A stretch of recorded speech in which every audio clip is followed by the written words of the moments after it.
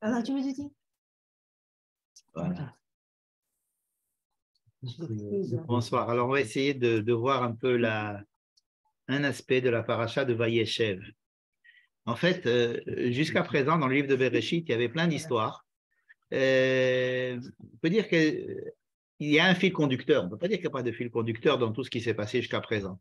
Mais chaque histoire se tenait, si vous voulez, en elle-même.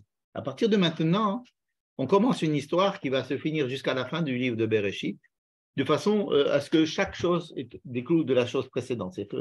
Il y a un lien de cause à effet entre chaque épisode. Si vous avez raté l'épisode précédent, il vous est difficile de suivre. À partir de maintenant, donc à partir de Vayeshev. Je voudrais faire une petite remarque. Petite remarque kabbalistique à propos de la fin de la paracha de la semaine dernière. Vous avez vu à la fin de la paracha de Vaishlach, on donne, il y a un très très long chapitre, le chapitre 36, où on donne toute la lignée des enfants de Esav. Et bon, alors c'est fastidieux, alors on lit la lignée des enfants de Esav, et puis à un moment donné, on parle de Alloufé Esav, c'est-à-dire des gens qui étaient à la tête soit de l'armée de Esav, soit des petites tribus de Esav. Et puis ensuite, on parle des rois de la lignée de Esav, les rois. Je parle toujours de la semaine dernière, à la fin de Parashat Vaishlach. Et il y a 7 rois, Vaimloch be'edom, Bela ben Beror, Vayamot Bela, Vaimloch tartav Yovav, Vayamot Yovav, Vaimloch tartav Chusham, Vayamot Chusham. C'est-à-dire qu'il y a un roi qui règne et qui meurt. Un roi qui règne et qui meurt. On ne raconte pas grand-chose, à part le dernier, qui s'appelle Hadar, pardon. Et Hadar, on ne dit pas qu'il est mort. On dit qu'il s'est marié, et on dit qu'il s'est marié avec une femme, dont on connaît le nom de sa mère, de sa grand-mère. Et les kabbalistes disent que pourquoi est-ce qu'on donne cette liste de rois d'Esav juste avant de commencer l'histoire des enfants de Yaakov. Vayeshev Yaakov be'eretz megurei aviv, be'eretz Kenaan, ele toledot Yaakov. Voici la descendance de Yaakov, Yosef, etc. Donc c'est ce qu'on va étudier ce soir. Mais avant, on donne la liste des rois qu'il y a eu chez Esav, n'est-ce pas? Et non seulement ça, on nous donne à la fin de cette liste, on nous dit, voici les rois qui ont régné avant que règnent les rois en Israël. Lifnei melech melech be'Israël. נכון? ואלה המלכים אשר מלכו בארץ אדום לפני מלוך מלך לבני ישראל. Comme si il y avait deux endroits, deux lieux, deux destinées, deux dynasties qui une précédait l'autre, mais peut-être pas dans le temps seulement, mais aussi dans la description. C'est-à-dire qu'on va décrire des rois chez Esav, mais ce sont des rois qui ont leur territoire, tout va bien, ils règnent, ils meurent, ils règnent, ils meurent. Il y a un roi qui règne, il meurt, etc. Les kabbalistes parlent du Olam HaTohu. C'est-à-dire qu'un monde où chacun veut être roi. Mais quand chacun veut être roi, le problème c'est qu'à la fin, il meurt. C'est-à-dire que si chacun, dans la vie en général, chacun veut être roi, je veux être roi, je veux que tout m'appartienne, je veux montrer que je suis le meilleur, etc. Ok, alors il grandit, il peut faire des grandes choses, puis après, ça tombe. Il y a comme un ballon qui se gonfle, et après… Tu veux dire qu'ils n'ont rien laissé? Alors, ils n'ont rien laissé, on ne parle pas du fait qu'ils aient eu des enfants, des familles. On dit qu'ils étaient rois, puis ils sont morts. Un autre a été roi, il était mort. Et c'est très caractéristique de ce qu'ils appellent chez les kabbalistes le Olam HaTohu, à savoir le monde du… le Olam HaTohu, c'est un monde qui nous concerne à tout le monde. Il y a un Olam HaTohu. Et c'est un monde où il y a beaucoup de volonté, beaucoup de force, beaucoup d'initiatives, mais il parle de or et de kelim. Je vais parler de ça pendant à peu près 5 ou 10 minutes pour expliquer ces termes kabbalistiques.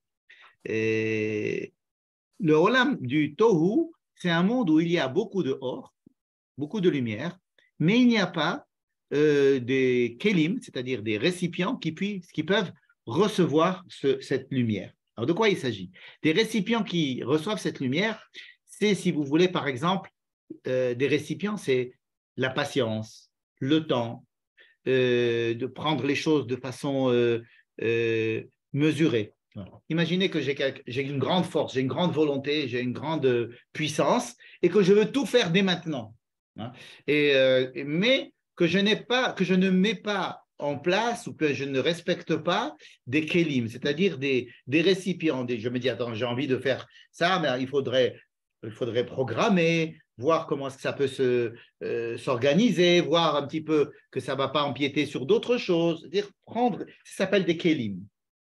Des kelim, c'est-à-dire des récipients dans lesquels cette lumière, ou disons cette abondance, va pouvoir rester, va pouvoir être reçue, rester, être conservée et avoir une efficacité dans le temps.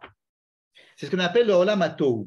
Vous imaginez bien que c'est un monde qui est caractérisé comme quelque chose d'assez négatif, hein, puisque dans la création du monde, on dit que le monde était Tohu, Tohu Bohu, n'est-ce pas?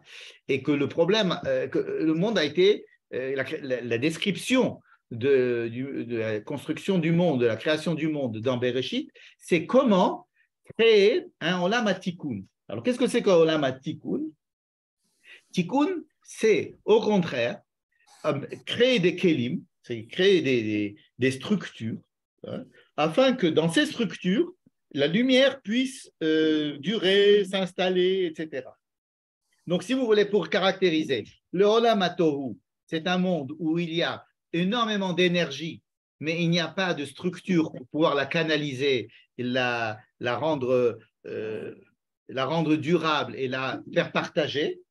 Tandis que le Olam HaTikun, c'est un monde qui s'occupe surtout de fabriquer des kelim, c'est-à-dire des structures dans lesquelles nous allons pouvoir mettre en place ces choses-là. Hein? Pour essayer de donnons un exemple, par exemple. Quelqu'un a très envie de jouer de la musique. Il a très envie de jouer. Bon. Et alors, il a ce qu'on appelle un grand lumière. Mais il ne va pas prendre des cours de guitare ou de piano. Il ne va pas passer du temps. Il veut jouer de la musique. Voilà. Donc, ça serait le or. Les kelim, ça serait de lui dire, attends, d'accord, il faut prendre des leçons, il faut s'asseoir, faire des exercices. Tous les jours, il faut exercer.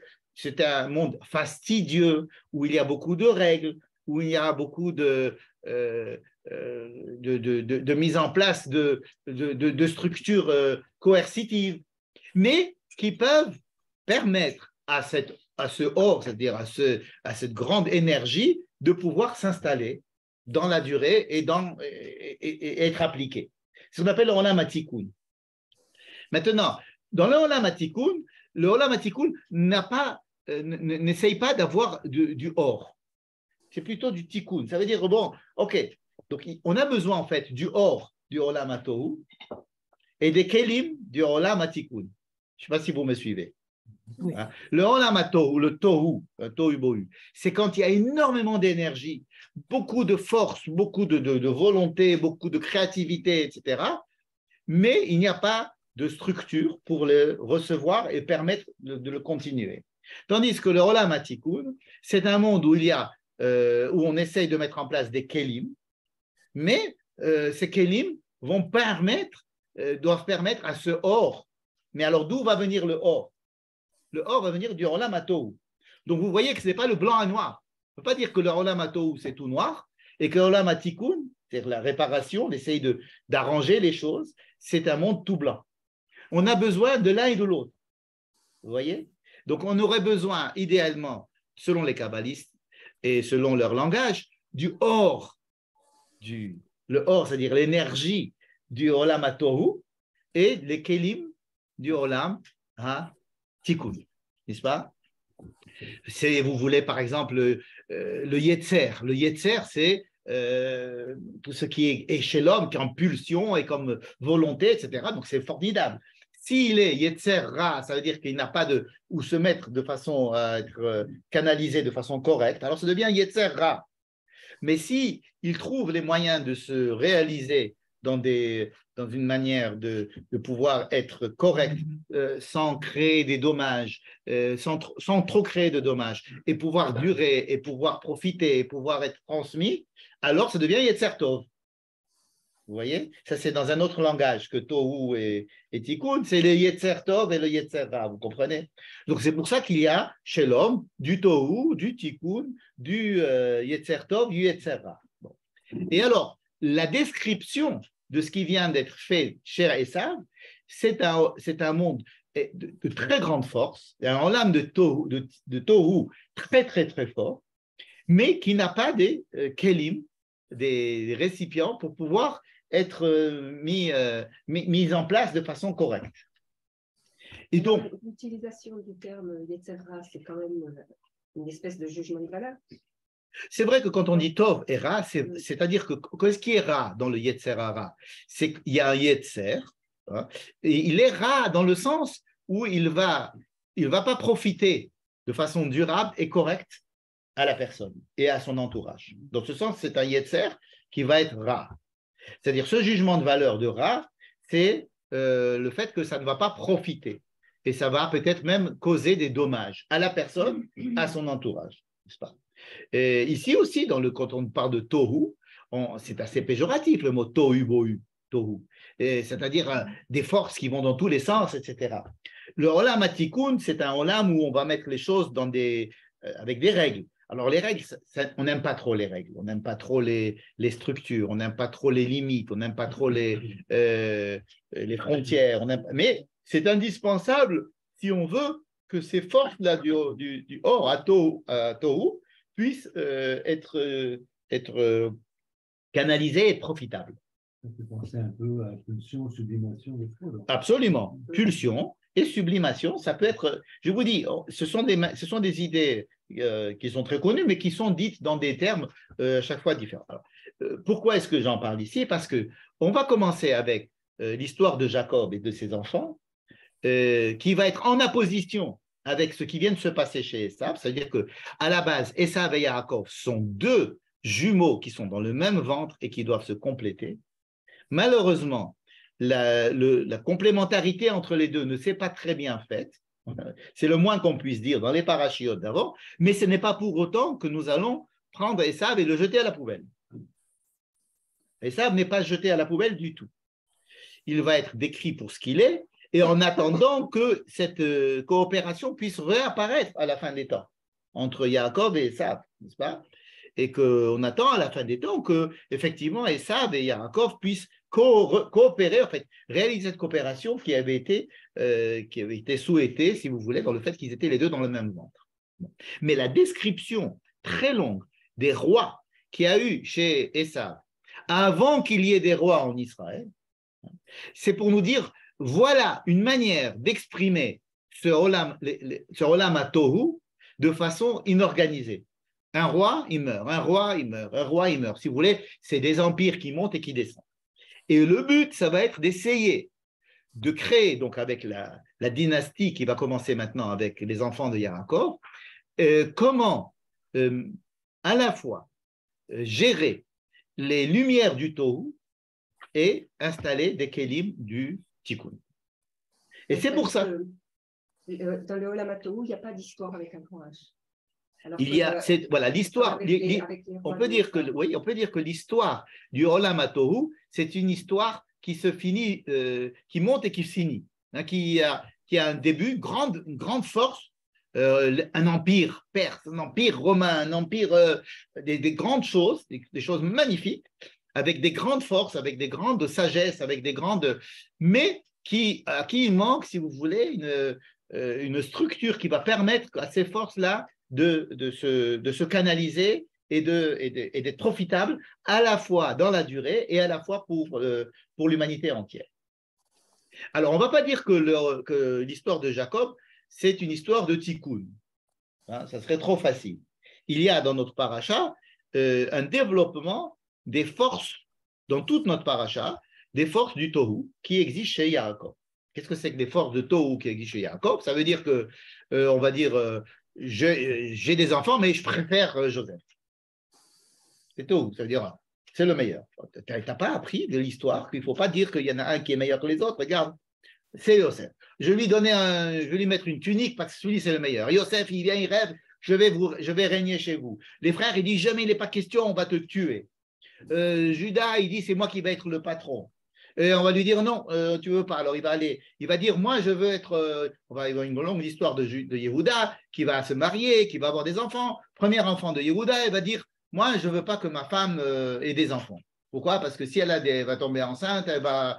Je veux que ma femme soit uniquement un objet de désir et pas un objet de fertilité. Donc, il va pas permettre à sa femme d'avoir des enfants et il va mourir. Pareil, le deuxième enfant ne va pas vouloir prendre la deuxième.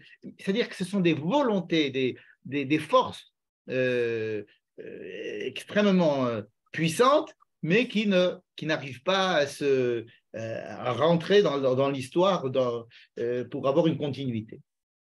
Et avec Tamar, la même chose, etc. Et à la fin, on va voir à la fin de l'histoire de Yehuda, il va reconnaître sa grande... le fait qu'il a voulu dire qui c'est cette femme-là, tu es là, machin, je ne veux pas la donner à cet enfant. Et il va se rendre compte en fait que les choses doivent être beaucoup plus mesurées et qu'il ne doit pas prendre des décisions aussi facilement, etc. Donc à la fin, il y a un petit tikkun, si vous voulez, de Yehuda.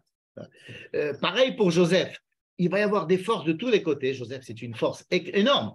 Joseph, vous vous rendez compte que Joseph, on le met dans un puits, il ressort de là-bas. On le met esclave, il ressort de là-bas, mais il ne ressort pas. Il est chef de la maison des esclaves, jusqu'à se faire désirer par la femme du patron. Et après, on le remet en prison, il devient le chef de la prison. Et on le fait sortir de la prison, il devient le roi d'Égypte. C'est une force terrible, Joseph. C'est l'ancêtre de la résilience. Oui, c'est un chef increvable, si vous voulez. Vous le mettez n'importe où, vous le faites rentrer en bord, dans un bord. Je ne sais pas si ça s'appelle le bord d'ailleurs. Le bord, ce n'est pas la Kéria, le bord de la Kéria, mais vous le faites rentrer dans un bord, ça veut dire sous terre, et paf, il ressort de là-bas, il est encore plus haut que les autres, à chaque fois. Et donc, c'est une force de la nature, si vous voulez, un charisme, vous pouvez appeler ça comme vous voulez. Mais tout le problème, ça va être de le prendre et de lui dire « Oh, reviens dans le bord. Remets dans le bord, et puis il ressort. Puis jusqu'à ce qu'il comprenne qu'il va falloir mettre en place des structures à long terme, et c'est ce qui va se passer dans la ferme d'histoire, où il va mettre des structures avec Pharaon, il va mettre des structures pour que les choses puissent profiter aux gens, etc. Donc, il ne faut pas penser que dès qu'on va finir Esav, on a fini avec le mal et on commence avec Yaakov, tout est bien. Pas du tout. C'est la description de forces qui n'ont pas de tikkun pour nous dire voilà ce qui peut se passer, ce qui se passera dans l'histoire. Maintenant, voilà, on va raconter l'histoire du peuple juif, qui va être une tentative d'avoir aussi ces forces, des énormes forces, des énormes initiatives, mais de savoir les faire rentrer, au bout du compte, comment les faire rentrer à l'intérieur d'une structure. Alors, ces structures peuvent nous paraître fiatim, comme on dit, imposées comme ça, des lois, la Torah, les mitzvot, 613 mitzvot, des machins, ça peut nous paraître insupportable comme structure, mais ces structures ne sont là que pour, n'ont pas de but en soi. Les mitzvot n'ont pas de but en soi que pour être des moyens de canaliser les forces vitales, les forces de créativité, les forces d'amour, les forces de don, tout ça dans une structure qui va leur permettre à la fois de durer, de profiter pour la personne et pour le reste du monde. Dans ce sens, l'histoire que nous commençons maintenant avec Jacob, elle est dans ce cadre-là. C'est une introduction que je voulais faire pour dire que rien n'est joué à l'avance. Tout est une histoire maintenant de comment canaliser toutes ces forces énormes. Surtout, ne pas éteindre ces forces. Surtout, ne pas éteindre les initiatives, les les nouveautés, les volontés d'être roi. Parce que être roi, c'est formidable. Mais chez les Juifs, pour le roi, le premier roi qui va arriver, il va arriver dans plein de générations. Pourquoi pourquoi David, Améler, ou Shaoul, mais David surtout, va arriver en tant que roi, mais plein de générations après. Parce qu'il fallait déjà une préparation. Exactement, parce qu'il faut des kélim, exactement. Il y a des chefs, il y a des chefs, il y a des velléités de diriger, mais ça n'est jamais avec le titre de roi. Parce que le titre de roi ne va être attribué à quelqu'un qu'après avoir mis énormément de structures restrictives. Et vous savez, par exemple, pour revenir encore une dernière fois à ce schéma kabbaliste, c'est que dans les séphirotes, vous savez, il y a des séphirotes où il y a des émanations de la divinité, et de la dernière émanation, c'est la royauté. Pourquoi? Parce qu'il faut d'abord comprendre quelles sont toutes les autres émanations et comprendre les tenants et les aboutissants des choses pour ensuite arriver à la Malchout. Et donc la Malchout doit être très humble, en fait. La Malchout doit être très humble. David était très humble. Hein. C'était celui qu'on avait rejeté, qui ne devait surtout pas être considéré comme un roi. Vous connaissez l'histoire de David. On savait qu'il devait être... Shmuel est allé chez Ishaï, il savait que ça devait être un fils de Ishaï, il lui montre tous ses enfants qui étaient l'un plus beau et plus grand et plus fort que l'autre. Il lui dit, non, ben, je n'ai pas trouvé le roi ici. Et puis il dit, qui c'est celui-là? Il dit, ah, celui-là, c'est rien, celui-là. Alors il dit, qui c'est celui-là? Non, il est roux, il est machin, il est petit, il est presque bâtard. Il amène, il dit, non, c'est lui. Hein? Et ça veut dire que c'est ça la royauté. C'est surtout pas celui qui dit, moi, j'étais toujours surpris d'ailleurs aux élections en Israël, quand vous avez des gens qui faisaient des tâches d'irim, ils essayaient de se faire élire et disaient, moi, j'ai fait ça et j'ai fait ça dans ma vie, j'ai fait ça dans ma vie. Je dis, mais il n'a pas honte de dire, pourquoi est-ce qu'il dit, j'ai fait ça, et à l'armée j'étais ça comme ça, et puis après j'étais ça, et puis j'ai des capacités. On croit que c'est comme ça qu'il va être, aimé du public parce qu'il a un record, ça veut dire il a fait, alors que c'est pas du tout comme, et c'est comme ça que va être élu. Il faudrait je pense qu'un dirigeant politique qui apprendrait à dire je vais essayer, je suis pas sûr, peut-être, etc., je suis sûr qu'il aura plus de succès à partir du moment où, alors ça fait peur de dire quelqu'un qui vous dit on va essayer, hein, on va voir peut-être, etc. Non, écoutez, c'est effectivement, j'ai réussi à faire ça, mais je ne sais pas si je vais réussir à faire ça. Qu'est-ce que vous pensez de ça? Je pense ça, mais peut-être je peux changer d'avis. Imaginez quelqu'un qui vient comme ça et qui dise c'est cette personne-là qui veut prendre le pouvoir. Ça fait très, très peur. Et aujourd'hui, on va dire non, pas toi, mais on veut quelqu'un qui va nous assurer que tout va marcher très bien. Or, la véritable malchoute, la véritable royauté, c'est une royauté très, très humble, très humble. Et il est possible que, je pense aux grands dirigeants, des dirigeants que nous avons eus et qui ont été vénérés, ils ont exprimé beaucoup d'humilité comme ça. Par exemple, Begin, il parlait, il était âgé, et puis on n'a pas tellement d'enregistrements d'eux et on ne les a pas trop entendus. Et donc, le fait qu'il n'ait pas trop parlé, etc., ça, je ne sais pas si ça les rend plus humbles, mais en tous les cas, dans l'image, ce n'est pas quelqu'un qui dit j'ai fait, je vais faire, je suis le plus grand, je suis le meilleur, et sans moi, il n'y a rien du tout. Bien. En tous les cas, ici, pour fermer la parenthèse de cette introduction qui disait que Aesa, Vayimlor, Vayamot, ici, ok, on ne va pas mettre Vayimlor tout de suite. Chacun veut Hamalor Timlor Haleno, Hamashol Timlor Banu, toi, Joseph, pas question, nous, oui, et Joa, moi, Judas, etc. Donc, il y a les forces qui existent chez Esav, elles sont là. Et tout le problème, ça va être comment prendre ces forces et rabattre comment on dit, caquet. Comment ça s'écrit? C-A-Q-E-T. Le caquet à chacun.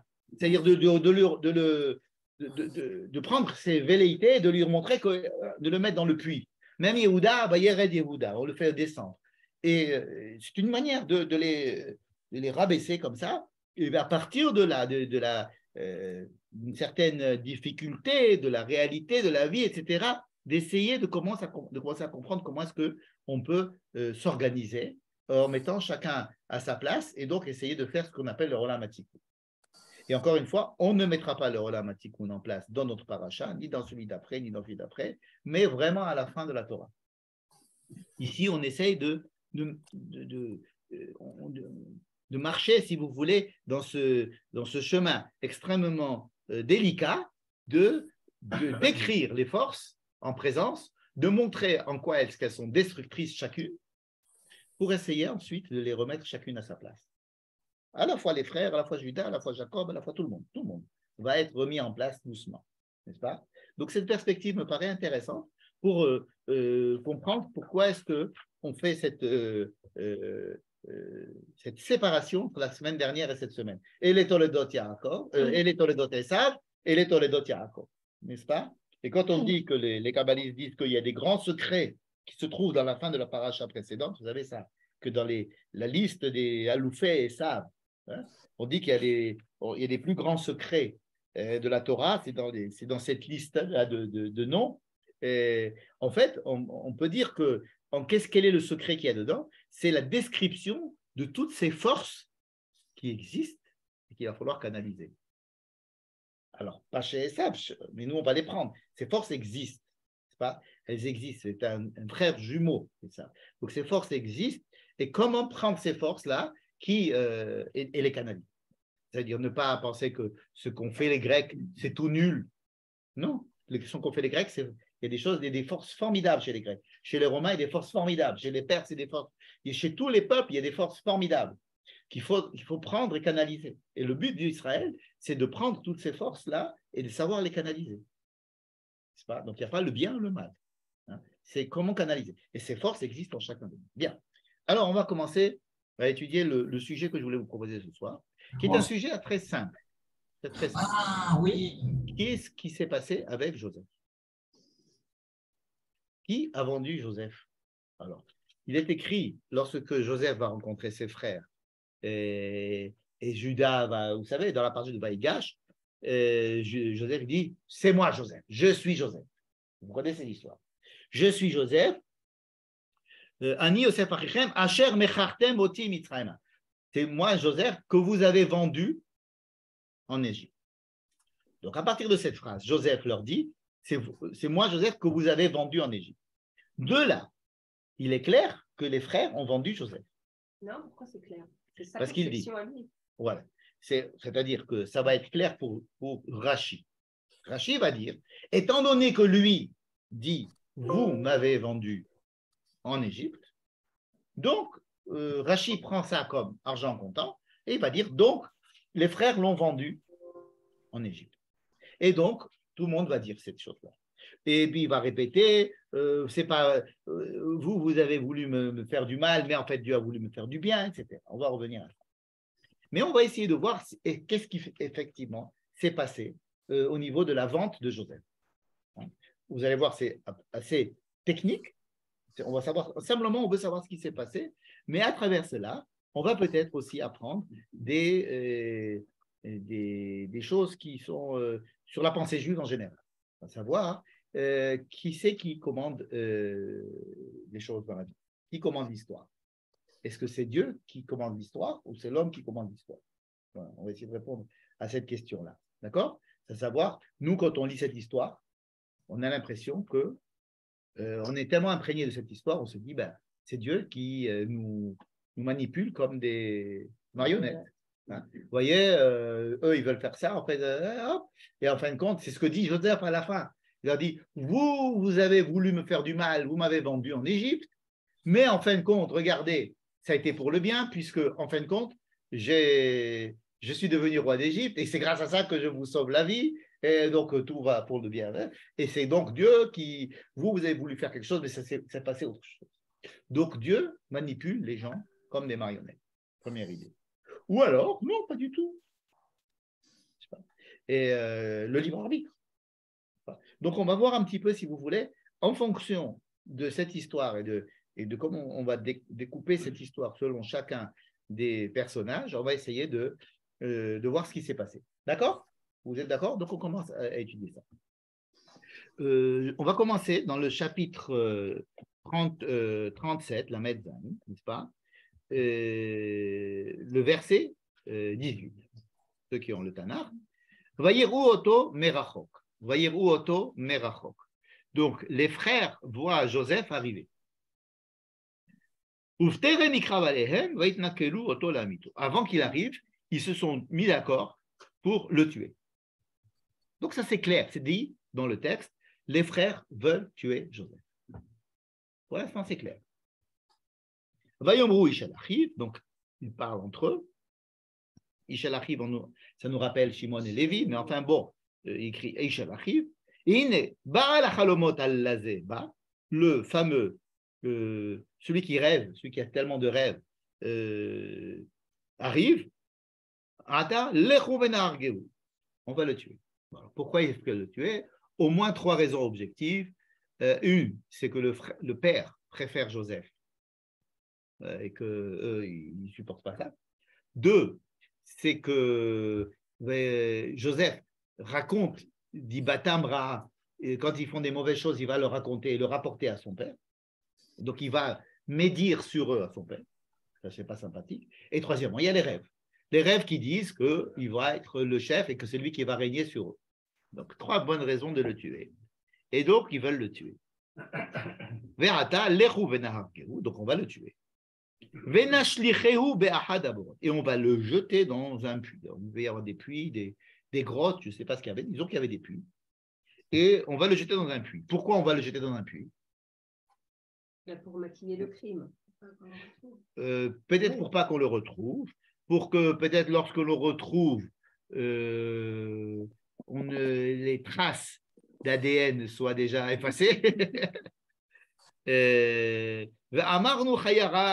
C'est-à-dire, si on le jette dans un puits, ceux qui vont jusqu'à ce qu'on le retrouve et que il va passer du temps, et alors il sera suffisamment décomposé pour qu'on puisse dire qu'on ne sait pas si il a été tué par des hommes ou il a été tué par des bêtes. Ou peut-être que des bêtes vont en plus le manger là-bas. On ne sait pas. Mais en fait, c'est déjà bizarre. Pourquoi est-ce qu'on veut le tuer et le mettre dans un puits? On peut le tuer et puis c'est tout. Pourquoi le mettre dans un puits? Mais c'est déjà une idée à eux, aux frères, de le tuer et de jeter son corps dans un puits. Venir et ainsi,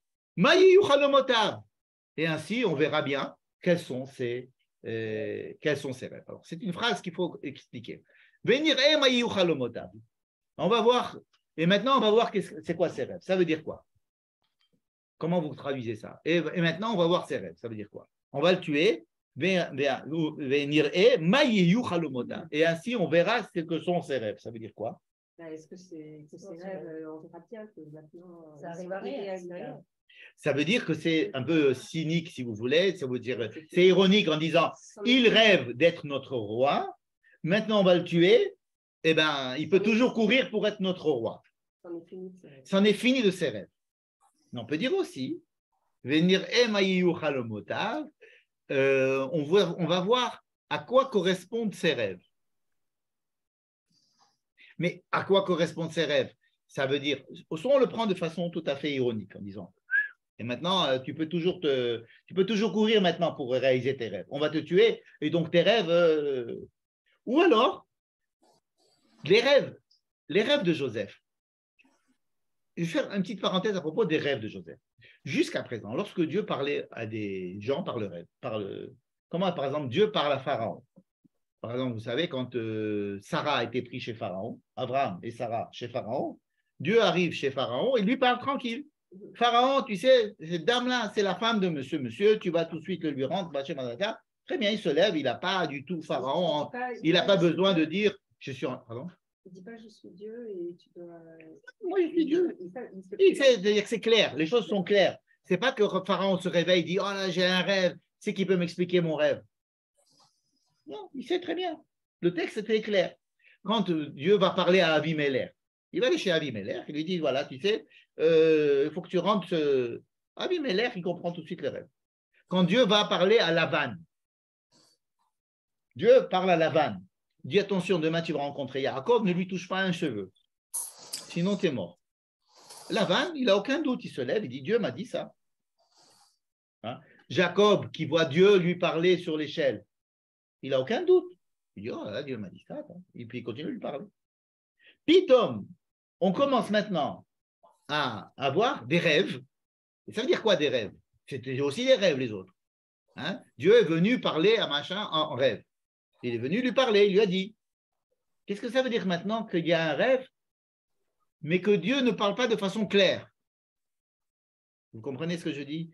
Le point que je voudrais faire souligner, c'est que à partir de maintenant, les rêves ne vont plus être une parole claire, alors que jusqu'à présent, c'était des choses qui étaient évidentes. Il n'était pas question du tout d'avoir des interprétations différentes de la parole divine. N'est-ce pas? Tout le monde parle à Dieu, Dieu parle à tout le monde, par le rêve, pas par le rêve, c'est clair. Maintenant, il va y avoir des rêves, ça veut dire quoi? Il va y avoir des rêves.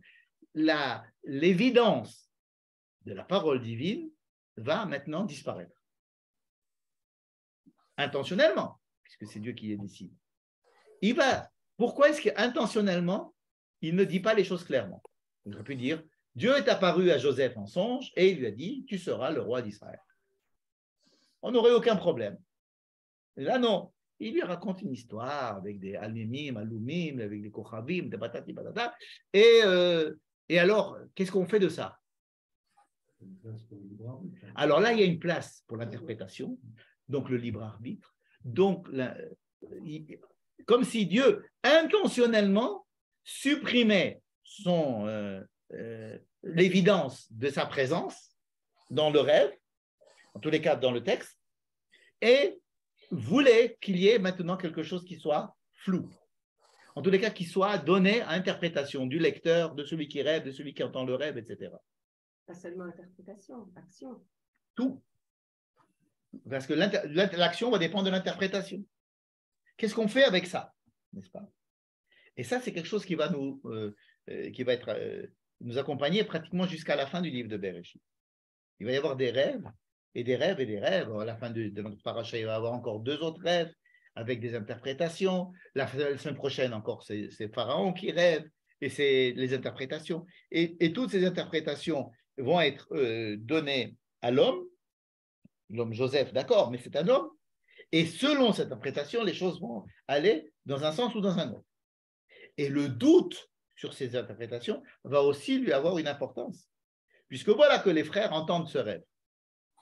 Alors, pour les rêves, ça veut dire quoi? Par exemple, Jacob entend le rêve. Jacob entend le rêve.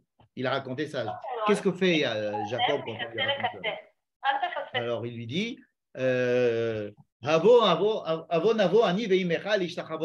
ça? Crois-tu que nous allons. Ça veut dire quoi ton rêve? Ça veut dire que moi, je vais venir me prosterner, moi et ta mère, on va venir se prosterner devant toi. Hein? Mais il y a écrit après Aviv, Shamar et Adava. Il dit peut-être que oui, peut-être que non. Est-ce vrai? Ah, c'est pas possible, quoi. Tu veux que moi, je me prosterne devant toi? Pas possible. Mais Aviv, Shamar et Adava.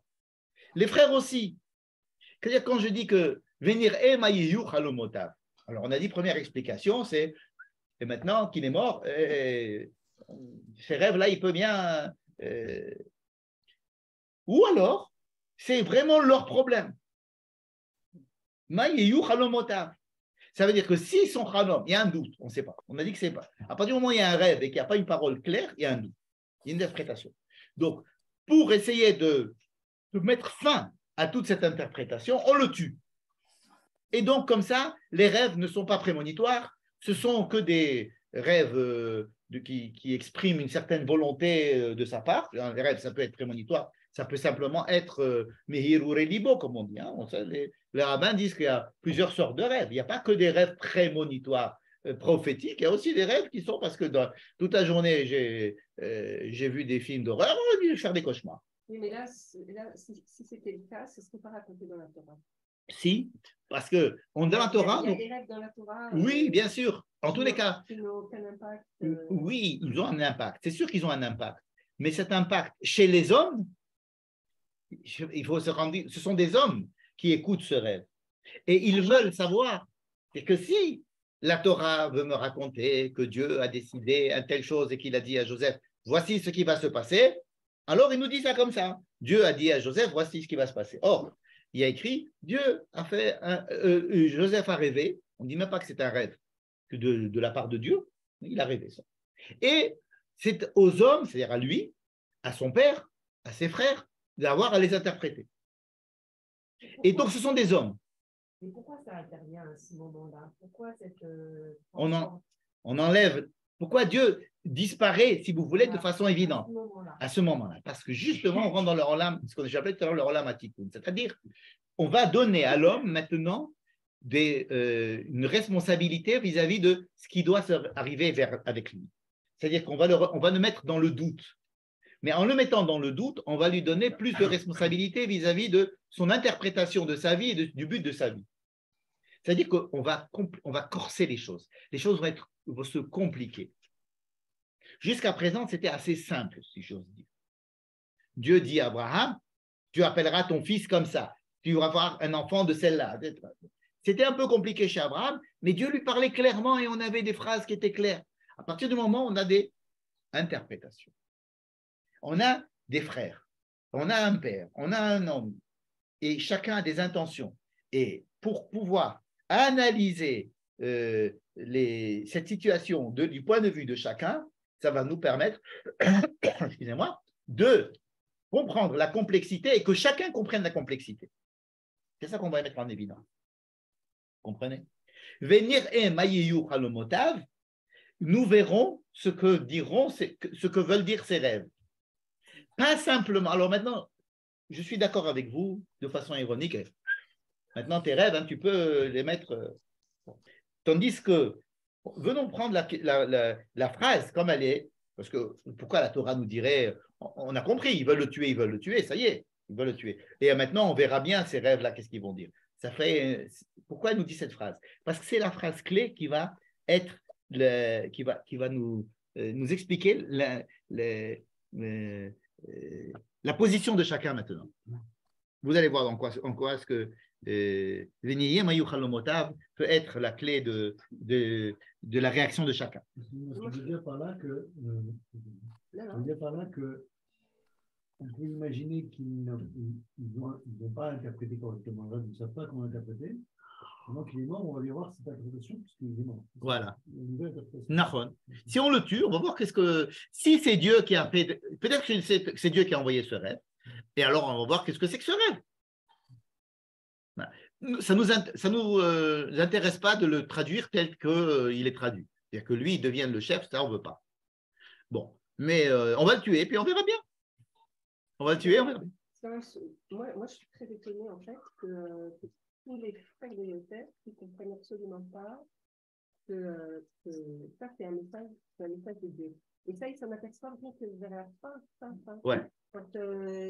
Qui est-ce qui dit c'est Dieu qui nous a mis dans cette situation C'est Joseph qui le dit. Non, c'est pas Yehuda ou... Non, lui, c'est Joseph qui dit Vaishlachen Elohim lifnechem lasum lachem she'erit. Non, avant. Avec l'histoire de la poudre et avec l'histoire de... Ah oui, alors là, à un moment donné, les frères se disent waouh, on est punis parce que quand ils criaient, on ne l'a pas entendu. Alors là, on se dit, ils ont senti ça comme une punition divine par rapport à ce qu'ils ont entendu, mais pas par rapport aux rêves, c'est par rapport à leur action qu'ils ont des doutes. Ils se disent, quand même, on était très, on n'a pas été pas gentil avec notre frère, et maintenant il se passe quelque chose avec nous, d'accord? Ici, ce qui se passe, c'est que ils supportent, ce qu'ils veulent, c'est être unis. C'est sûr qu'ils veulent. Les frères cherchent l'unité entre eux. C'est sûr. Ce qu'ils ne comprennent pas, c'est pourquoi, pour être unis, il faut qu'il y ait un chef. Et s'il y a un chef, et lui, pourquoi il veut être le chef? Il veut être le chef pour les unir. C'est que chacun a des bonnes intentions. Lui, il veut être le chef pour les unir, et eux, ils veulent être unis, mais ils se disent, dans ce cas-là, il n'y a pas besoin de chef. S'il y a un chef, on n'est pas unis. Il y a une hiérarchie, n'est-ce pas? Bon. En tous les cas, ici, ce qui se passe, c'est qu'ils veulent le tuer et le jeter après dans le puits. Pour l'instant, ça c'est l'hypothèse de base, c'est écrit comme c'est écrit. Pourquoi tu dis que il voulait les unir? Il a rapporté, il a fait de la médisance. C'est vrai, parce il pensait que pour les unir, il fallait enlever ce qui était mauvais. C'est-à-dire, il se disait, quand il y a des choses mauvaises, c'est-à-dire qu'il voulait mettre du céder, et mettre du céder, mettre de l'ordre, c'est mettre les gens en prison quand ils font des fautes. Il voulait mettre du céder et être un bon roi qui met du céder, qui met de l'ordre chez. Mais alemim alumim, hein, dans son rêve, il dit, mais alemim alumim, mais alemim alumim, c'est-à-dire on a des alumim, c'est des gerbes, alumot, mais alemim alumim, c'est très joli parce que ça veut dire que dans le mot alumim, il y a alimut, il y a aussi ilem, il y a aussi le fait qu'on est muet, n'est-ce pas? Mais il y a aussi le fait de rassembler. Donc toutes les trois possibilités existent là. Soit on rassemble, soit on ne se parle pas, et alors ça amène de la violence. Donc il y a la volonté de rassembler les frères, n'est-ce pas? Mais si on n'arrive pas à parler entre nous et de nous organiser afin que nous soyons, alors il y a la halimout qui se fait, et c'est vraiment de la halimout qui va avoir lieu. Enfin, tout est déjà prévu dans l'heure. Bref, on revient à notre simple question, qu'est-ce qui s'est passé? Les frères, ils veulent tuer Joseph et le mettre dans un puits. Pourquoi? Pour dire que c'est des animaux qui l'ont tué. C'est bizarre comme histoire, mais c'est comme ça ce qu'ils pensent. Vaishma Réhouven. Donc Réhouven, Vayatzile Adam, Réhouven le sauve. Qu'est-ce qu'il dit? Le nakenu nafesh, on ne va pas le tuer. On ne veut pas le tuer. Donc Réhouven a un bon sentiment, il veut le sauver. Et il leur dit, on ne va pas le tuer, on ne va pas le tuer. Mais on va le jeter dans un puits. Si on le jette dans un puits, il va mourir de sa propre mort, mais au moins on ne pourra pas dire qu'on l'a tué. Ça, c'est ce qu'il dit. Il propose quoi? Il dit, prenons Joseph, on va le mettre dans un puits, vous voulez le tuer? D'accord. Mais on ne va pas le tuer, on va pas, l'olishport d'âme, on ne va pas se salir les mains avec du sang. On va le mettre dans un puits. Et dans un puits, il va mourir de faim, de soif, et puis des animaux vont venir le manger, effectivement, etc. Mais au moins, ce ne sera pas nous qui l'avons tué.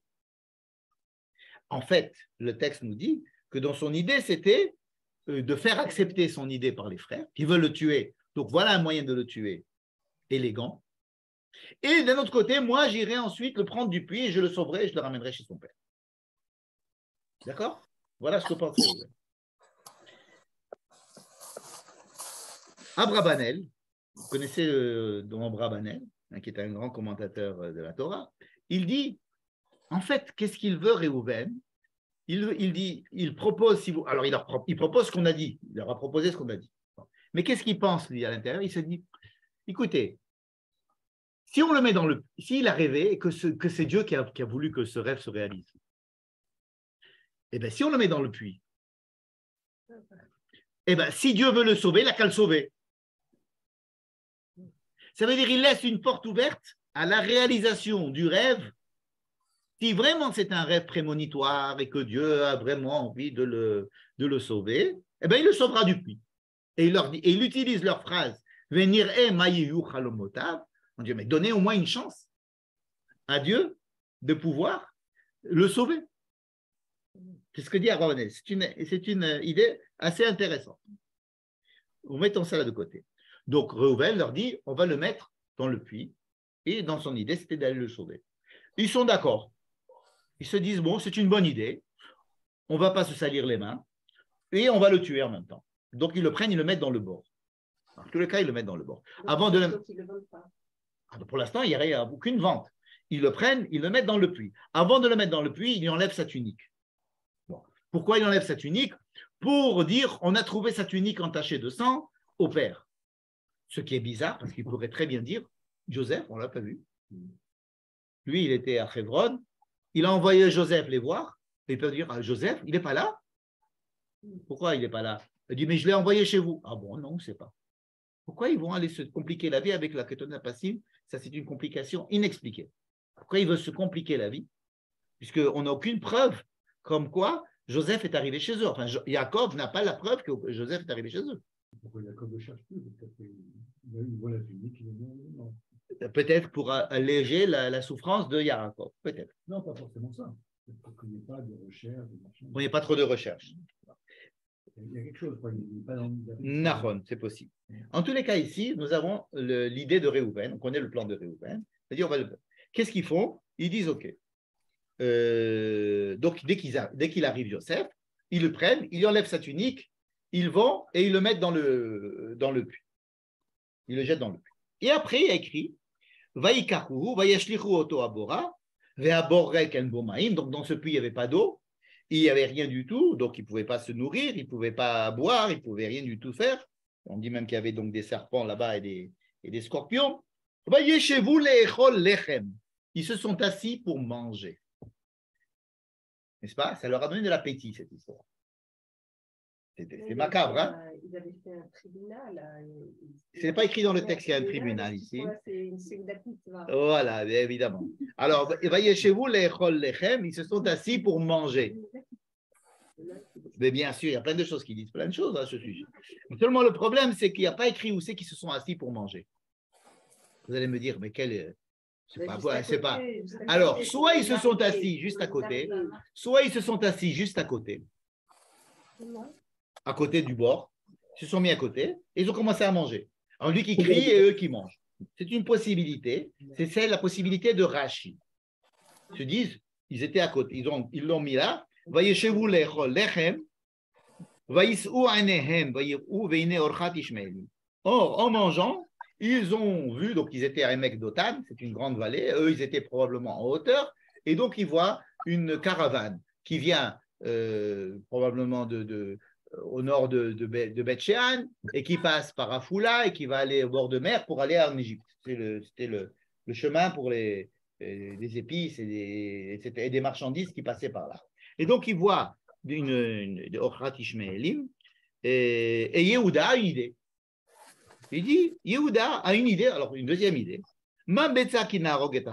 Pourquoi le laisser mourir ici? Vekissinu et d'amour, et on va tout faire comme si on ne l'avait pas tué. On va le vendre à ces gens-là, à ces commerçants. Mais il y a des noix teibo. Donc ça veut dire qu'il a une idée encore plus, peut-être qu'il profite du fait que Réhouven leur a dit déjà de le mettre dans le puits. Maintenant qu'il est dans le puits, on s'est dit, bon, vous savez quoi? Déjà, il est dans le puits, venez, on le prend et on va le vendre. Bon, on va gagner un peu d'argent.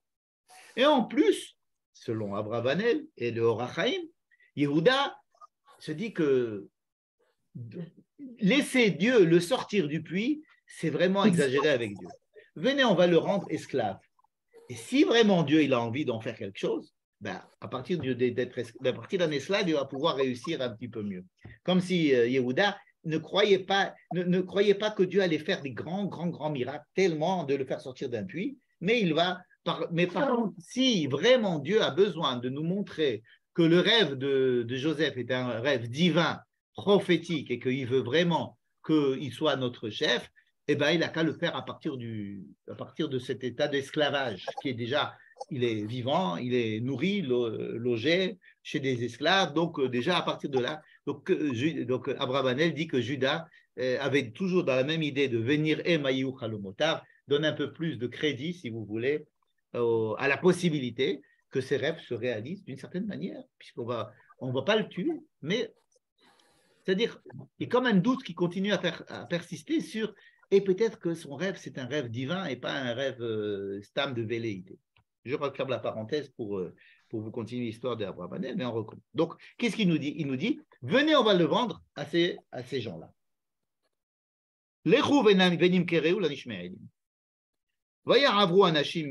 Après, on nous raconte qu'il y a d'autres personnes qui s'appellent des Midianim.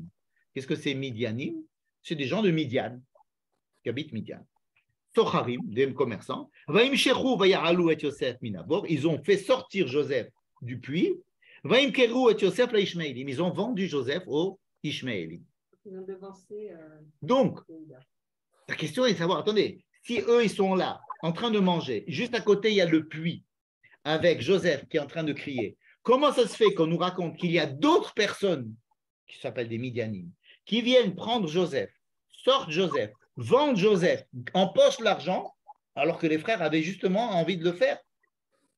Ça paraît bizarre. D'accord? Donc, Ça a l'air qu'ils n'étaient pas tout près. Ils étaient loin. D'autre part, on va continuer. Vayashov Réhouven élabore. Réhouven va au puits. Pourquoi Réhouven va au puits? Parce qu'il veut le sortir, peut-être. Ou peut-être quoi? Il n'est pas à côté du puits. Ils n'étaient pas du tout à côté du puits. En fait, ils ne se sont pas du tout assis à côté du puits de manger. Ça, c'est l'idée de tous les autres commentateurs. Le premier, c'est le petit-fils de Rashbam. Il dit qu'il n'y a aucune chance qu'ils se sont assis à côté du puits pour manger. En fait, ils sont partis très loin. Peut-être qu'ils sont partis au-dessus de la colline pour manger. De là-bas, ils pouvaient voir les Ishmaélites. Et là-bas, ils se sont dit, on va manger. Et puis là-bas, ils ont vu les Ishmaélites passer. Puis Yehuda dire, j'ai une idée. Venez, on va aller le chercher et on va le vendre.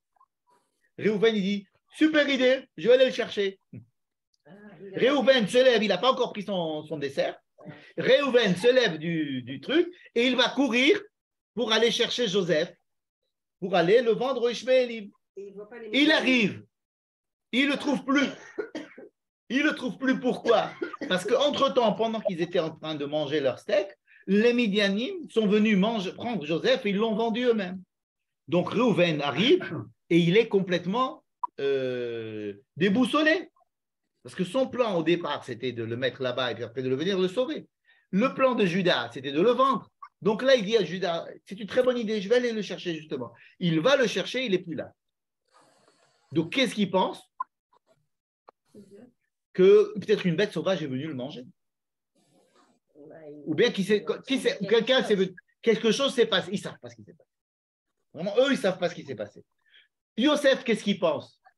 Il pense qu'ils l'ont vendu à des gens en leur disant, vous avez là-bas un monsieur, là-bas, il est dans ce puits, allez le prendre, et puis les Midianites sont venus. Donc, pour Joseph, les frères l'ont vendu aux Midianites. Qu'est-ce qui s'est passé réellement? Les frères l'ont mis dans le puits. Ils sont partis manger loin, n'est-ce pas? Des gens ont venu et entendu Joseph en train de crier. On dit, tiens, il y a quelqu'un qui crie. Ah, il y a un beau garçon là. Ok, on va le prendre. Ils l'ont fait sortir. Il dit, ben, qu'est-ce qu'on fait avec celui-là? Ben, tiens, on va le vendre. Ils l'ont vendu comme esclave. Ils l'ont vendu. Réhouven arrive, selon l'avis de Yehuda, on va le vendre. Il ne le trouve pas. Il revient chez les frères et dit, ouais, il n'est pas là. Yosef est né nous. Va ani ana aniba. Et alors là, il est complètement. Alors eux, ils se disent, il est mort. Il est mort. Mais ils se sentent quand même responsables parce que c'est eux qui l'ont mis dans le puits. Alors c'est vrai qu'à la base, ils avaient envie de le tuer, mais ils ne l'ont pas tué. Et ils l'ont mis dans le puits, mais ils ne l'ont pas vendu non plus. C'est-à-dire qu'ils ont tout perdu. Ils n'ont pas gagné l'argent. Pourquoi ils devraient penser qu'il est mort alors qu'ils ont vu que les Ishmaélim, ils étaient à côté du puits? Alors c'est possible. Non, les Ishmaélim, ce n'était pas à côté du puits. Les Ishmaélim, ils étaient dans le Hémek d'Otan. Ils étaient bien plus loin. En fait, ce n'est pas les Ishmaélim qui l'ont sorti du puits, c'est des Midianim. C'était des gens locaux, des Bédouins locaux, qui l'ont sorti de là-bas et qui l'ont vendu. Ils sont partis le vendre aux Ishmaélim. Les Ishmaélim, ils sont pas Midianim. Non, ils n'ont pas vu les Midianim. Oui, il aurait pu croire qu'il y avait des gens. Non, mais que Réhouven ne voit pas les Midianim, ok. Mais les autres, Ils sont en surplomb. Ils n'ont pas vu les Midianim. Ils n'ont pas vu les Midianim. Ils n'ont pas vu les Midianim. Les Midianim sont venus les prendre. C'est pour ça que le texte nous raconte ça en voix off. Le texte vient nous dire que les Midianim sont venus prendre Joseph et ils l'ont vendu aux Ishmaélim. Vous voyez que c'est une histoire compliquée. Mais pourquoi elle est tellement compliquée? Parce qu'on veut que chacun pense quelque chose de différent et chacun commence à se faire son petite histoire. Joseph pense quelque chose, Réhouven pense quelque chose, Yehuda pense quelque chose, les frères pensaient qu'autre chose. Et le lecteur aussi pense quelque chose. Et le lecteur est complètement perdu, mais il est vis-à-vis d'une situation complexe. Parce que les frères, ils ne disent pas, ça veut dire qu'il est mort. Non. Aucun ne le dit. Rien ne dit, personne ne dit. Réhouven, il dit, Ayeled, Elenu. Il n'est pas là. Vayashov el Omar, Hayeled Elenu. Va ani ana aniba. Ani ana aniba. Ani ana aniba, c'est une expression super énigmatique. Moi, ça veut dire, je ne sais plus quoi faire. La traduction marque qu'il déchire ses vêtements. Qui c'est qui dit ça? Ruben revient à la cité. Vayashov elecha vayomer Hayeled Elenu. Vaikru et non, Vaikru. Ah, tu as raison. Tu as raison. Vaikra Bedadav, il croit qu'il est mort. Mais c'est ce qu'il croit, lui. Il n'a aucune preuve. Et il se dit, mon plan a échoué. Non, non, Vaïtrou et Kton Yosef, Vaïchratou Sérizim. Donc là, on connaît l'histoire, ils ont pris un agneau, un Sérizim. Et ils ont mis du sang, le sang ils sont partis chez le père, ils lui ont dit, Chayara, donc Tarov Toraf Yosef, Jacob maintenant se croit que Joseph est mort, et les frères probablement aussi. Les frères probablement pensent qu'il est mort. Reuven. Et les autres pensent qu'il est mort. Il a été pris par un animal, ils ne pensent pas qu'il a été vendu. Ce qui explique qu'ils ne vont jamais essayer de le rechercher, de le retrouver, eux non plus, et qu'ils ne vont même pas croire qu'il est vivant. Parce que s'ils avaient su qu'il avait été vendu aux Ishmaélim, ils auraient demandé qu'est-ce qui se passe avec ce Joseph vendu chez les Ishmaélim. Il est en Égypte, il est vivant. Joseph est vivant quelque part. C'est l'avis de Rachi. D'ailleurs, Rachi pense ça. Rachi est prêt à une manière de lire les choses très une ligne bien tracée. Lui, il dit, les frères l'ont vendu et les Midianim l'ont aidé ils ont aidé les Midianim à le sortir. Il essaye de rentrer les Midianim et ils ont toujours su qu'il était vivant et quand ils sont allés chez le père, ils lui ont menti. Et quand ils sont allés en Égypte, ils ont essayé de le retrouver, ils ont cherché dans les marchés d'esclaves, ils ont essayé de chercher où est-ce qu'il est. Donc Rachi va avec les Midrashim qui vont abonder dans ce sens. Mais Rashbam, son petit-fils, et tous les autres, Orachaim, Ramban, tout le monde, vont dire non. Joseph n'a pas été vendu par ses frères. La seule chose que les frères ont fait, c'est qu'ils avaient l'intention de le tuer. 1. 2, ils l'ont jeté dans le puits, et c'est tout. Et après, ils ne l'ont plus retrouvé, alors ils ont pensé qu'il était mort. Lorsqu'ils vont chez Jacob, ils sont tellement convaincants qu'eux-mêmes sont convaincus qu'il est mort. Mais c'est un Reuven, pas convaincu tout le monde. Non, ils peuvent aller voir dans le... Oui, c'est vrai. Mais quand il a convaincu ses frères qui ont convaincu le père. Oui, mais les frères peuvent aller aussi sur le puits vérifier qu'il n'est plus là. C'est-à-dire le fait que Joseph ne soit plus là, ça prouve qu'il y a un animal qui est venu le prendre. Oui, il voulait se débarrasser de lui, de toute façon. Ils n'allaient pas le chercher. Alors, si c'était ça ou ça ou ça ou ça, finalement, ils se sont débarrassés de lui. Ils peuvent aller vérifier, il n'est pas là. Ils ont cru Reuven sur employer passport. c'est fini. Donc, Vaikra et Begadar, c'est qu'ils pensent qu'il est mort, eux pensent qu'il est mort, et ils vont convaincre le père qu'il est mort, et tout le monde pense qu'il est mort. Ce qui expliquerait beaucoup le fait qu'il n'ait pas cherché à le retrouver. Il était tellement surpris lorsqu'il a dit que c'était lui. Mais lui pensait que c'était lui qu'il avait vendu.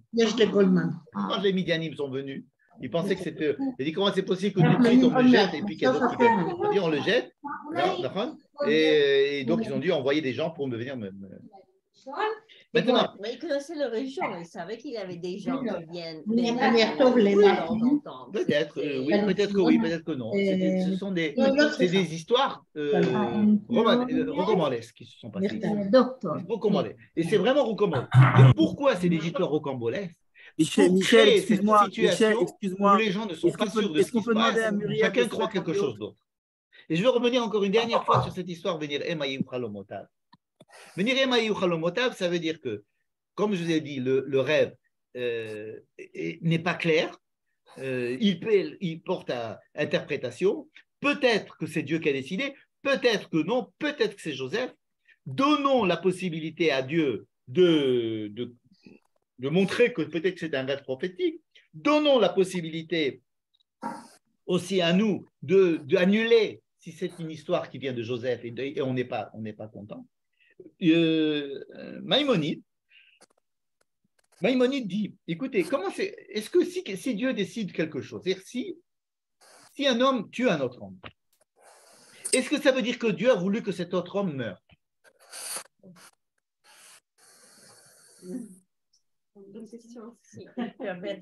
Il aurait pu le protéger. Ça veut dire, imaginez qu'il l'ait tué, Joseph. Qu'est-ce qui se serait passé? Comment Dieu aurait le rêve de Joseph? Imaginez qu'il le tuait. Est-ce qu'ils avaient la possibilité de le tuer? Non. Non, c'est Dieu qui a fait ça. Ça veut dire que tu penses qu'ils n'ont pas leur libre arbitre. Bien sûr, ils avaient. L'histoire aurait été. Est-ce que les hommes ont un libre arbitre? Est-ce que les gens qui sont là, les personnages, ont encore un libre arbitre ou pas? Alors nous, on connaît l'histoire. Elle est écrite, donc pour nous, c'est ça l'histoire. Mais est-ce qu'on peut imaginer que la Torah supprime le libre arbitre des gens? Parce que si c'est comme ça, on va dire, l'homme n'a pas de libre arbitre. L'homme n'a pas de libre arbitre.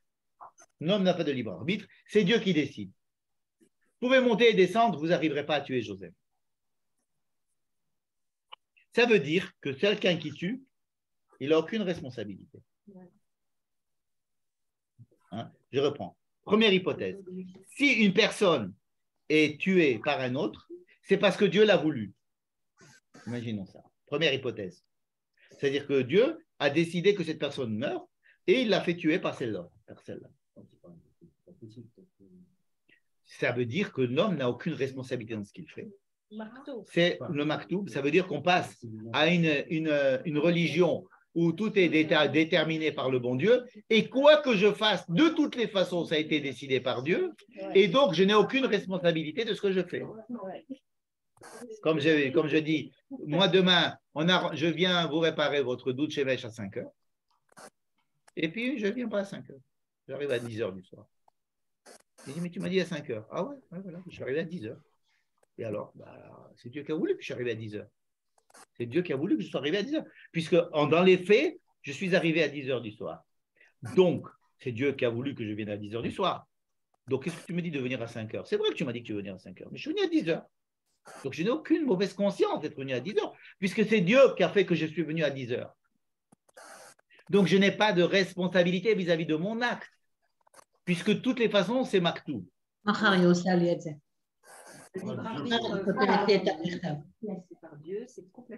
נשאר רק את זה, אני אעשה את זה ואני אדפיס אותו. אני אעשה הדפסה, אני אכניס עם הדבר, ואת המכתב אני חושבת רחל. נכון, mais c'est comme ça. Je ne vais pas trop réfléchir. Comme ça. C'est-à-dire que c'est très. Ça me calme. Je n'ai pas de mauvaise conscience. Quoi qu'il arrive, je n'ai pas de mauvaise conscience. De l'autre côté, à l'extrême, je vais dire, mais moi je suis responsable de tout ça. Et Dieu n'est pas responsable de ce qui se fait. Dieu n'a pas voulu qu'il meure. C'est moi qui ai voulu qu'il meure. Si en ce moment il m'arrive plein de problèmes, c'est pas, je ne vais pas me dire, mais qu'est-ce que Dieu veut de moi? Pourquoi est-ce que Dieu m'envoie tous ces malheurs? C'est toi. C'est toi qui t'envoie tous ces malheurs. Tu es responsable de ta vie. Tu es responsable de tes actes. Chacun est responsable de ce qu'il fait. Merde. C'est dire que on est obligé de jouer entre ces deux extrêmes. Rambam, dans le Moreh Nevuchim, il pose ce problème à ce sujet. Et il dit, alors, il y a des gens particuliers chez qui Dieu dirige la vie. Parmi les gens par exemple, des gens d'ici. Parce que Dieu, il a une intention particulière. Donc. Et il y a des gens qui sont, non, que Dieu ne dirige pas la vie. C'est-à-dire qu'il met la géométrie variable dans le libre arbitre selon les personnes, selon les cas. Ça veut dire qu'il reconnaît qu'il n'y a pas de règles en disant ça. Alors, il dit, oui, des fois c'est comme ça, des fois c'est comme ça. Il y a peut-être un autre monde, un parallèle au nôtre, où Yosef, lui, a été tué par son frère, et donc c'est une autre histoire. Peut-être. On peut faire un film avec deux. Vous savez, connaissez ces films où il y a deux. La physique, les physiciens, ils n'expliquent pas cette hypothèse. Très bien. On peut. La même question. Absolument. Il y a beaucoup. Alors, on peut dire que. Alors, il y a une autre possibilité de résoudre le problème, c'est de se dire, eh bien, s'ils avaient tué Joseph, eh bien, Dieu aurait trouvé un subterfuge il aurait fait partir Binyamin, ou il aurait fait des trucs comme ça. Vous connaissez le Midrash qui dit, les enfants d'Israël devaient descendre en Égypte, quoi qu'il arrive. Ils auraient pu descendre enchaînés, ils sont descendus en fait dans des super conditions parce que Joseph était là. Ça veut dire qu'il y a un point A, un point B, décidé par Dieu, et le chemin est décidé par l'homme. C'est encore une autre possibilité d'essayer de résoudre le problème. Oui, mais celui qui parle de ça, il a lui choisi les points. Alors, on sait que le point 1, par exemple, par exemple, on se dit, Dieu veut que les enfants d'Israël aillent en terre d'Israël. Il a dit ça à Abraham. Bon, Dieu a dit à Abraham, à ta descendance, je donnerai je donnerai cette terre et ils iront dans un pays qui n'est pas le leur. D'ailleurs, il s'est laissé d'ailleurs une grande marge de manœuvre. Il n'a pas dit que c'était en Égypte. Il a dit dans une terre qui n'était pas. Et puis, quand je me donne 400 ans pour les amener là-bas, si vous voulez. Bon. Donc, il y a un point A, c'est la promesse faite à Abraham. Un point B, c'est le fait de faire entrer le peuple d'Israël en Israël. Et puis après, ce qui se passe au milieu, c'est selon, avec libre arbitre possible, avec intervention de Dieu possible, etc. Ou alors, non, il y a le libre arbitre qui existe chez les hommes, mais il y a une manière de voir, comme dit Dori, une manière de voir les choses de façon parallèle, où de toutes les façons, Dieu décide quand même les choses. Parce que lui, il sait ce qui va se passer. Et en sachant ce qui va se passer, il ne peut pas nous faire part de ce qui va se passer parce qu'on n'a pas la machine à remonter le temps. Mais oui, lui, il la connaît. Bref, c'est une histoire complexe qui ne doit pas nous faire oublier que les deux possibilités existent. Ça veut dire que comme on est pétri par ce genre d'histoire et que depuis notre tendre enfance, on se dit, tiens, Dieu a fait de telle manière qu'il soit vendu et que quand il est vendu, il a fait ça. Donc, ça veut dire que quoi qu'il arrive, Dieu dirige tout ce qu'on fait, et donc ça nous déleste de toute responsabilité. Et ça, la Torah va nous mettre énormément de barrières pour ne pas comprendre ça, en nous disant que chaque homme meurt pour sa faute et qu'on est responsable de nos actes et qu'il faut être moraux, etc. Mais quand on lit cette histoire, et que, vous savez, c'est comme quand quelqu'un écrit un roman, et il nous mène en bateau, celui qui écrit le roman. Il veut nous amener, c'est lui. Qui c'est qui dirige les choses dans le roman? Alors, si vous posez la question, on dit non, c'est mes personnages, ils évoluent tout seuls. Vous connaissez ça, hein, les auteurs qui parlent de leurs personnages, qui louent chaque personnage. Hein. Et puis, donc, je me suis laissé entraîner par mes personnages qui ont leur libre arbitre d'action. Hein. Ou alors, attends, mais c'est toi qui écris, qu'est-ce que tu me racontes? Des personnages, c'est des personnages de fiction, c'est virtuel. Non, non, ce sont mes personnages, selon ce qui s'est passé, puis j'ai dit que ça devait être. Alors, il peut se passer à peu près la même chose ici. Donc, je voudrais finir comme ça, en disant que si la chose est tellement peu claire, au niveau de l'interprétation des rêves, au niveau de l'interprétation de chacun de ce qui se passe, au niveau de la mise en place de situations qui vont amener à un dénouement heureux à la fin, mais qui a priori est rocambolesque, c'est pour nous inviter à accepter qu'il faut mettre des structures et comprendre la complexité des choses, et que les choses, si on pense qu'elles sont évidentes et simples dès le départ, elles vont se dégonfler comme elles se sont gonflées comme un ballon de baudruche. Je répète. La complexité. Voilà. Et si on croit que c'est simple, non, je n'ai pas dit ça. J'ai dit que la complexité est une des données qui vont nous permettre de mettre en place le Olam Hatikoun. La complexité est un des éléments indispensables pour mettre en place des structures. C'est-à-dire que si on pense que les choses sont simples, Vayimlor, Vayamot, Vayimlor, Vayamot, plus les choses sont simples, moins les choses vont durer et vont s'inscrire dans la durée et vont avoir une influence dans le temps. Plus les choses sont complexes, dans le sens où on prend conscience de la complexité des choses, plus les choses vont pouvoir pénétrer dans des domaines de conscience et de prendre en compte des données qui vont permettre de créer des structures qui vont permettre aux choses de s'installer dans le temps. On pourrait très bien dire, les enfants d'Israël sont descendus en Égypte. On aurait économisé 2 mois de cassement de tête. Qu'est-ce qu'on a besoin? Jacob a eu 12 enfants, ils sont descendus en Égypte. Pourquoi est-ce qu'on nous raconte cette histoire rocambolesque? Qu'est-ce que ça nous apporte? Vous comprenez? C'est parce que, pourquoi est-ce qu'on va aller en Égypte? Parce qu'on veut mettre en place un peuple qui va être conscient de ce que c'est que l'esclavage, qu'est-ce que c'est que la perte de la liberté, pour savoir ce que c'est que la liberté, qui vont savoir ce que ça veut dire être un peuple dans un autre peuple, qui vont savoir ça et qui vont savoir ça. Ça veut dire qu'il y a des choses à savoir, à prendre en ligne de compte. Et bien ici aussi, sur le plan individuel, il y a des choses à prendre en compte. Voilà. Il faut prendre en compte des problèmes. Prendre en compte que la réalité peut être vue de manière différente. Prendre en compte des velléités de chacun, prendre en compte que des volontés peuvent être contradictoires alors qu'au fond de compte, on peut les faire collaborer. Vous comprenez? Pour prendre en compte ces choses-là, l'histoire qu'on se complique. Et le lecteur est embarqué dans des histoires où il y a plusieurs personnages, où les histoires semblent compliquées, on ne peut pas savoir ce qui va se passer. Et alors, c'est joli parce que c'est romanesque, et on en fait des films, on en fait des bouquins, on en fait Joseph et ses frères, et patati patata. Mais cette complexité, si elle nous est racontée dans la Torah, c'est parce que une chose qui doit être établie, c'est que plus les choses vont être faciles, simples, rapides, plus elles vont disparaître.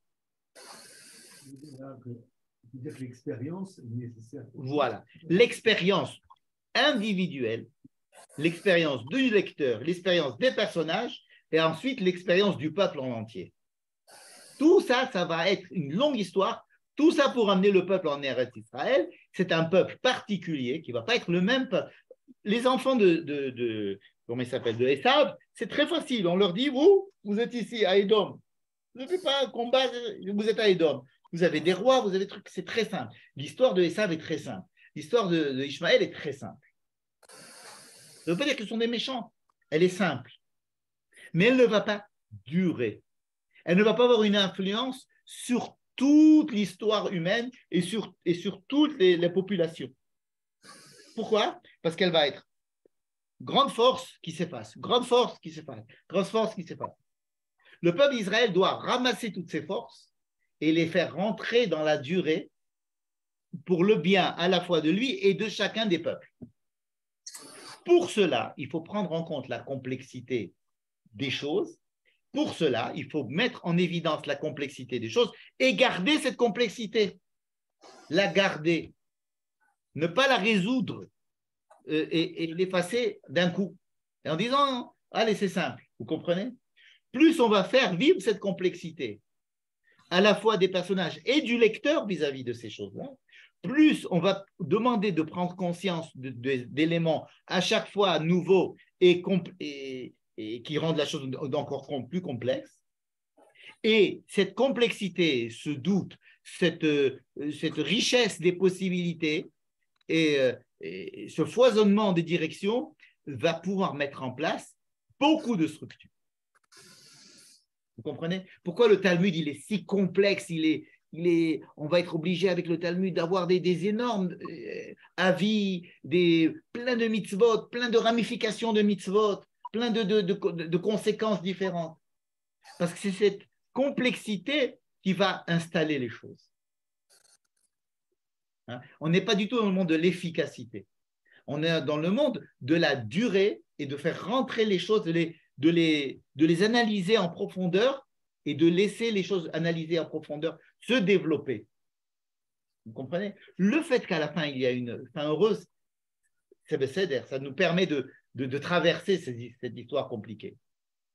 Mais l'histoire d'Israël, ça va être une histoire compliquée, complexe, multiple, parce qu'elle doit faire rentrer dans la réalité et dans la conscience des gens cette complexité. Et que la réalité de la mise en place des structures est quelque chose de complexe. Mettre des structures, ce qu'on appelle des kélim, fabriquer des kélim, ce qu'on va parler au début, fabriquer des kélim, c'est la chose la plus difficile, la plus fastidieuse, la plus frustrante. Mais c'est ça qui permet à la lumière de pouvoir résider dedans. Vous comprenez? Des forces, les grandes forces ont besoin de ce genre de structure. Les 613 mitzvot, elles ne vont pas à l'encontre de ce que tu as dit? Non, les 613 mitzvot, c'est justement les kélim. Ce sont des kélim, ce sont des structures, ce sont des obligations, des choses qui t'obligent à faire des choses, à te positionner, à voir des choses. Hein, sans arrêt, et se mettre, comme on avait dit, se mettre sur un tabouret pour voir les choses de façon différente. N'est-ce pas? Ça m'oblige à me structurer. N'est-ce pas? Et des milliers de mitzvot supplémentaires vont être installés par les rabbins pour les complexifier. Encore plus. Mais tout ça, ça nous fait prendre le terrain.